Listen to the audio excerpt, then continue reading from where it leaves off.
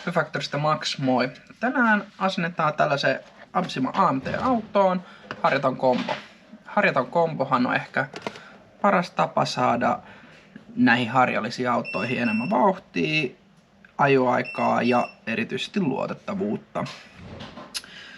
Mennään asiaan. Mä oon tässä jo pikkasen aloitellut, eli kun me halutaan nyt vaihtaa tää harjaton kombo, niin me vaihdetaan toi moottori ja nopeuden säädin. Ja moottori on tässä vähän vaikeampi irrottaa, niin mä näytän miten me tehdään. Eli me avataan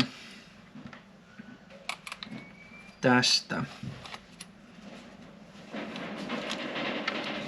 nämä 4 ruuvia. Mä oon näitä tässä nyt vähän jo valmiiksi löysytellyt. Sitten me avataan pohjasta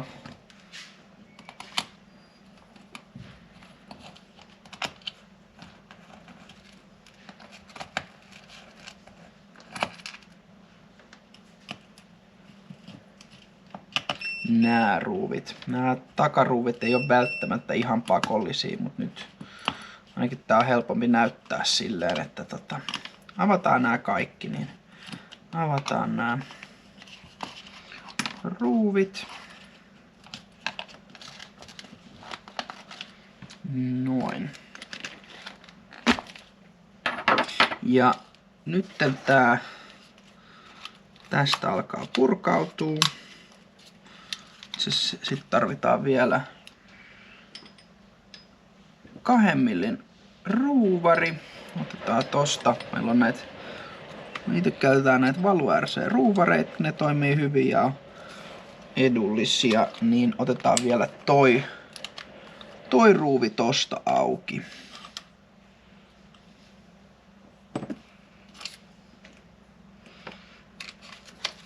Ja näin.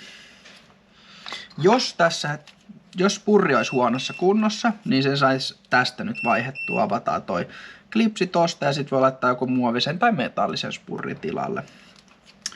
Mutta moottorin vaihto. Tässä sitten tohon ruuviin käytettiin 2 millin ruuvaria ja näihin käytetään 2,5 millin heksiruuvaria. Eli avataan nää tosta ja tosta.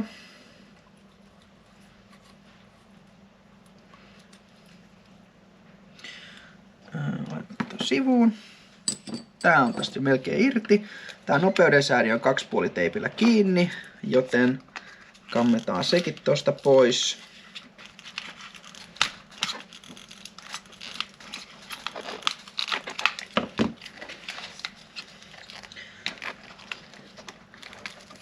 Noin. Ja tää johto tässä on ihan vaan liittimillä kiinni, eli tosta kakkoskanava pois. Siinä on vanha kombo irrotettu. Normaalisti tää pinjoni siirrettäisiin sit uuteen moottoriin. Mä nyt katsoin, että tää on vähän huonossa kunnossa, niin me laitetaan tilalle tällainen Absiman pykälää parempi alumiininen pinjoni, kun se kestää pidempään ja paremmin. Sitten uusi moottori. Tää on Robitronicin 3000 kV. Just tähän autoon aika sopiva. Ja sitten asennetaan se.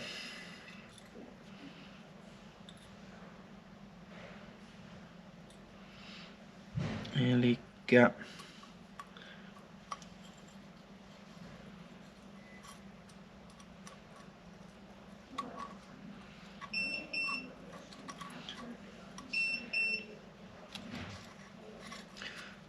näin. Laitetaan se ensin sinne päin, koska meidän pitää säätää tää tarkka välys tästä. Ja sitten me laitetaan tää tänne suurin piirtein oikeaan paikkaan. Hienosäädetään se sitten vielä. Ja miten me nyt saadaan tää oikeeseen välykseen. Löysytetään tätä nyt alkuun vähän.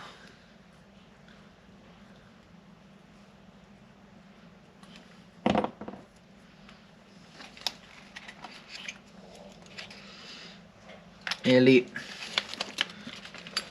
tästä nyt ensin katsotaan, että saadaan tää syvyys sopivaksi. Eli noin. Suurin piirtein ja sitten toi kiinni. Ja sitten tää välys. Ja välyksessä me nyt käytetään apuna tällaista ihan paperipalaa. Tää on tällainen tapa, millä ne saa sille aika hyvin laitettua kerralla kuntoon. Laitetaan toi paperi tohon väliin. Työnnetään tää moottori ihan kiinni. Ja sit kiristetään näitä ruuveja. Noin. Ja noin. Ja sitten ruuvataan tää, tai pyöritään toi pois. Niin silloin tää on yleensä aika hyvä tää välys. Et se välys pitää olla silleen, että se pyörii nätisti, mut silti ei saa olla liikaa heittoa, mutta toi paperinpalanen toimii aika hyvin ja tää näyttää tälle aika hyvältä. Tässä on vielä vähän tarkemmin tää välyksen säätö.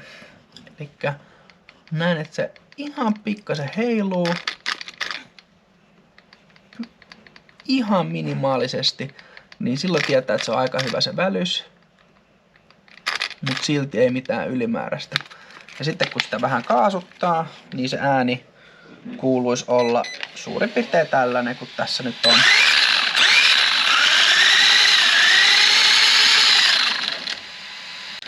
Katsotaan, että ruuvit oli vielä tarpeeksi kireellä. Jep.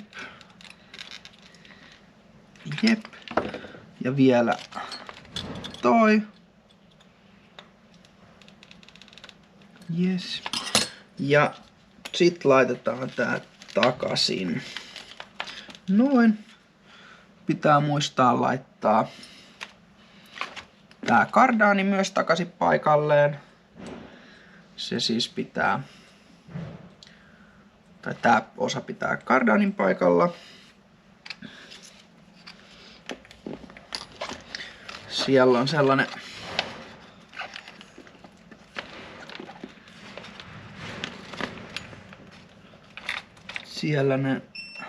tasainen kohta, mihin se tulee. Me laitetaan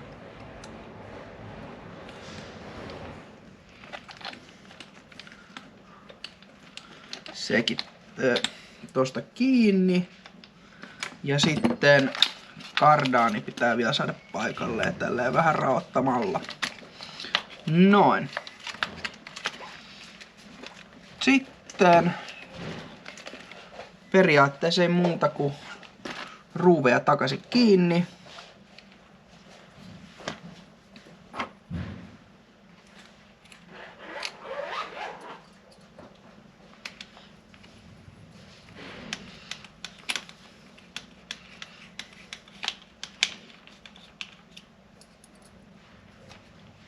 Laitetaan nää nyt alkuun tälleen vähän löysemmin kiinni. Voidaan sitten hienosäätää lopuksi.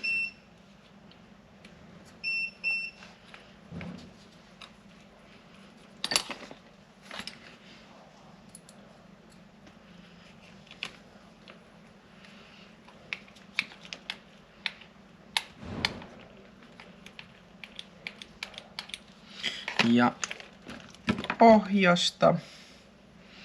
Nää, missä on tää tiheä kierre, niin nehän tulee tähän metalliseen moottoripukkiin kiinni. Katsotaan. Noin.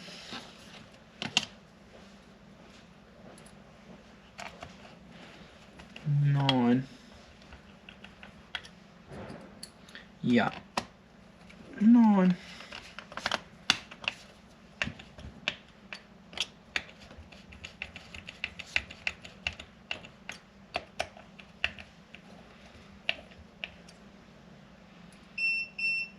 Ja sit laitetaan nää takadiffin ruuvitkin.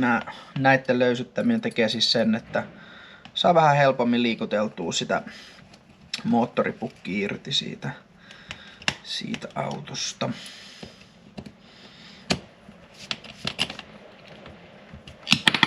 Laitetaan nääkin vähän sinne päin.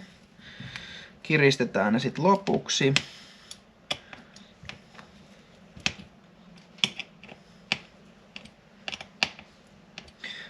Jos joku ruuvi, joka on metalliin laitettu, tuntuu vaikealta avata, niin sitä voi lämmittää, jos siinä on ollut ruuvilukitetta välissä.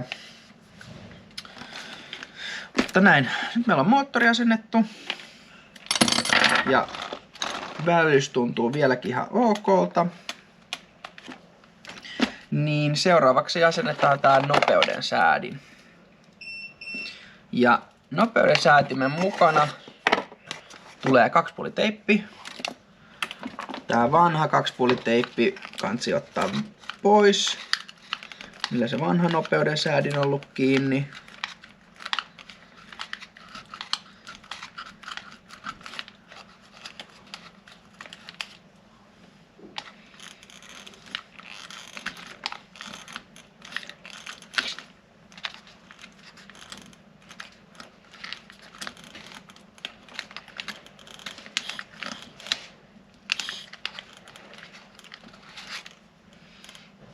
Kannattaa tää putsata nyt mahdollisimman hyvin, niin tää uusi nopeuden säädinkin pysyy hyvin paikallaan.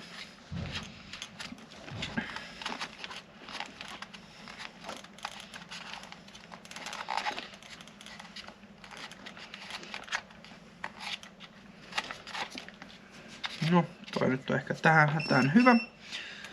Sitten mallataan vähän, miten tää uusi nopeuden säädi istuu tähän parhaiten.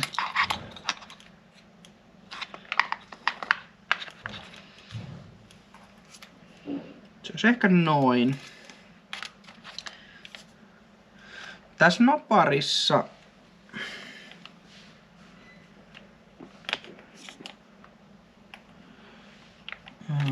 joo, eli noparissa tulee mukana tällainen kaksipuolinen teippi. Laitetaan se kiinni. Noin.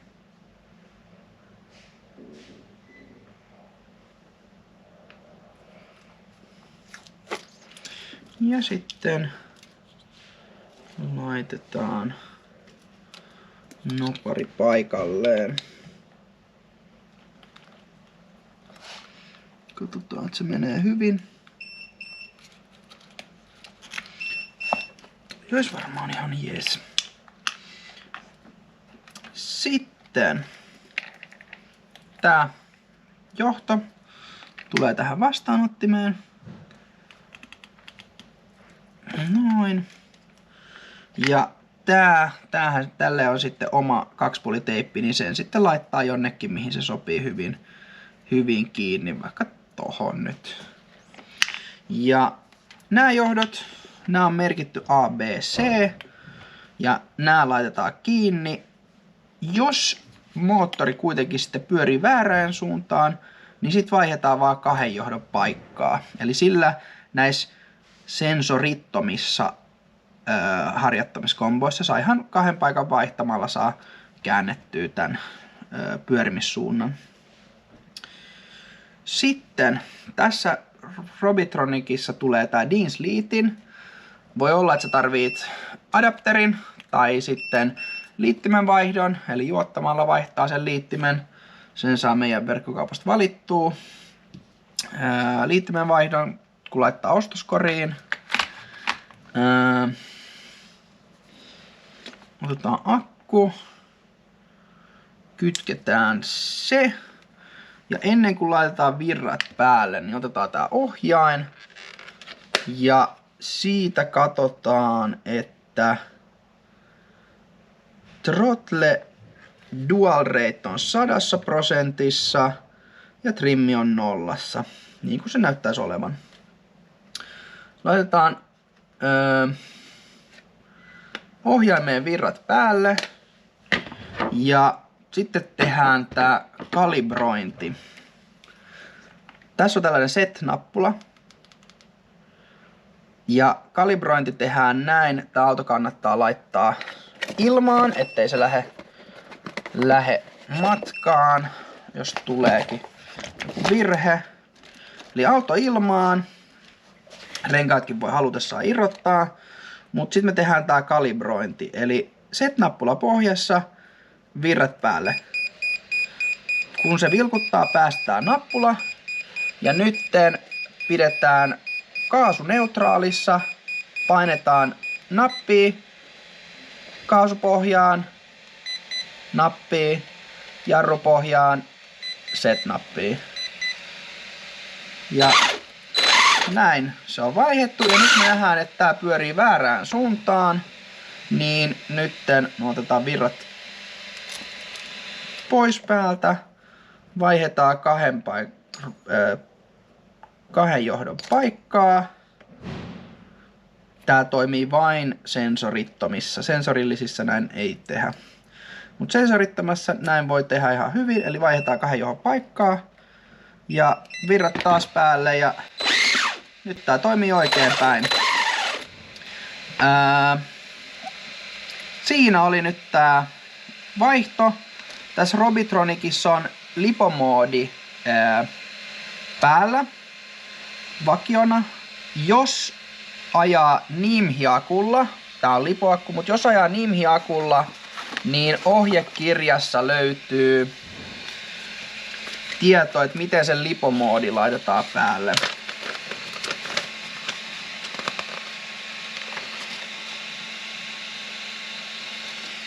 Se löytyy tästä Programmable Items lististä ja tässä löytyy 3 low voltage cutoff off tai sitten 3 volttia ja näin. Ja mä näytän nyt vielä miten se säädetään. Eli jos haluaa säätää jotain näitä noparijuttuja tai laittaa NIMH-moodi päälle. Eli NIMH-moodi päällä on 3 ja sitten se on off. Pidetään set-nappula pohjassa, laitetaan virrat päälle ja pidetään set-nappula pohjassa. Nopari piippaa kerran, toisen kerran ja 3. kerran kohdalla mä päästin tästä nappulasta. Kuunnellaan. Se piippaa 4 kertaa. Se tarkoittaa, että me ollaan 4. asetuksessa, eli vakiona 3 volttia. Painetaan kerran set-nappulaa, se piippaa pitkän kerran. Nyt ollaan tuossa 5, 6 ja nyt vielä kerran kun painetaan, niin nyt se piippaa vain kerran. Elikkä nyt tässä on NIMH-moodi päällä, otetaan virrat pois päältä, niin nyt tässä on NIMH-moodi päällä. Ja takaisin lipomoodiin, jos haluaa vaihtaa, niin set-nappula pohjassa, virrat päälle, odotetaan 3 piippausta ja silloin siis päästettiin napista ja nytten nappia painamalla nyt oltiin 4 ja laitetaan se itse asiassa vielä 5 se lipo cutoff, niin se on 3,2 volttia, mikä on aika sopiva näille autoille. Niin näin. Nyt tähän on vaihdettu tää harjaton kombo ja säädetty vielä, tehty kalibrointi ja katsottu vielä NIMH- ja lipomoodia. Tämähän on ehkä paras päivitys, mikä näihin harjallisiin autoihin voi tehdä. Ja näillä saa sit vauhtia ja tehoa ja luotettavuutta ja ajoaikaa ja kaikkea lisää. Ajon jälkeen voi katsoa vähän kuinka lämmin tää kone on. Jos se kone ei ole kauhean lämmin, niin välitystä voi ehkä pidentää, että se kulkee vieläkin kovempaa. Ja sitten speksien mukaan voi ehkä käyttää 3S-akkuu, mutta kannattaa katsoa se, että mikä versio sulla on siitä, mikä versiokombosta sulla on, niin siinä näkyy, että paljon se kestää. Mutta silleen Sitten ei muuta kuin kovaa ajoa.